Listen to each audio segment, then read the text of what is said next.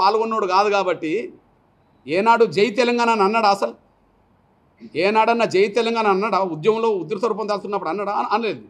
కాబట్టి ఆయన నాయకత్వంలో నిన్న జరిగిన ఉత్సవాలు అది కాంగ్రెస్ పార్టీ వాళ్ళు చేసుకున్న ఉత్సవాలు ఉన్నాయి, కానీ తెలంగాణ మొత్తం సమాజం నిర్వహించిన ఉత్సవాలుగా అవి లేవు అనే విషయం కూడా మేము స్పష్టం చేస్తున్నాం. ఈ విషయంలో ఇంకొకటి గుర్తు చేస్తున్నాను నేను. నంబర్ 1, రేపు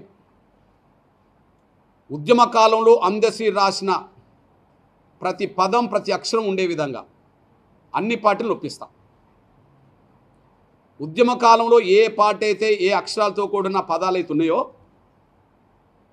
ఏ అక్షరాలతో కూడిన ఏ పదాలు ఏ చరణాలు అవుతున్నాయో, జయ జయ తెలంగాణ నుంచి మొదలుకొని చివరి వరకు ఏదైతున్నదో ఆ మొత్తం పాటను ఖచ్చితంగా తెలంగాణ గీతంగా ఆమోదించాల్సిందే అని చెప్పి అన్ని పార్టీలు ఒప్పించే ప్రయత్నం చేస్తాం.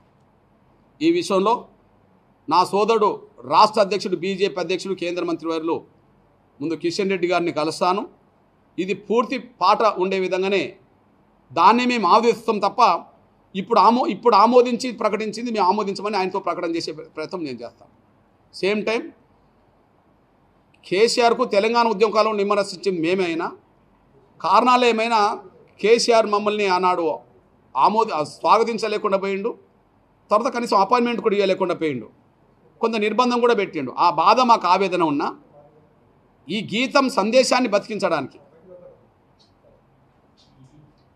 ఈ తెలంగాణ గీతం సందేశాన్ని బతికించడానికి అవసరం అనుకుంటే పూర్తి పాఠం మేము అంగీకరిస్తున్నాం.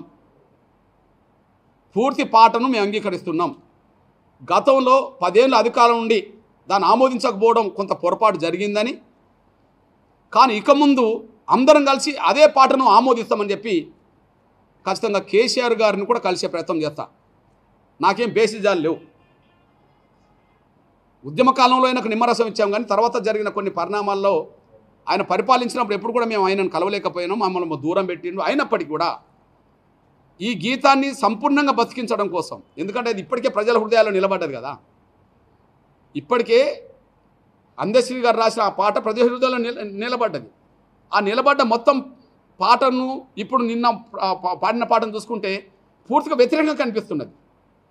మంచి హృదయాల్లో అది రంజింపజేస్తలేదు. కాబట్టి కేసీఆర్ గారిని కూడా కలిసే ప్రయత్నం చేస్తా, అపాయింట్మెంట్ కోరుతా. తప్పేం లేదు కదా, నా కోసం కాదు. ఒక గీతం ఇప్పుడు చూడండి, రవీంద్రనాథ్ పెద్దలు ఠాగూర్ రాసిన పాట 100 సంవత్సరాల తర్వాత కూడా మనకు జాతీయ గీతంగానే ఉన్నది కదా. మరి ఇది కూడా రేపు 100 సంవత్సరాలకు నిలబడుతుంది కదా. ఆ నిలబడే పాటకు విలువ, గుర్తింపు, గౌరవం ఉండాలంటే దానికి సంపూర్ణంగా ఉండాలి కదా. కాబట్టి దానికోసం కేసీఆర్ని కలుస్తా, అన్ని పార్టీలు కలుస్తా, వీలైతే అందరితో ఒక సమావేశం కూడా ఏర్పాటు చేసే ప్రయత్నం చేస్తా.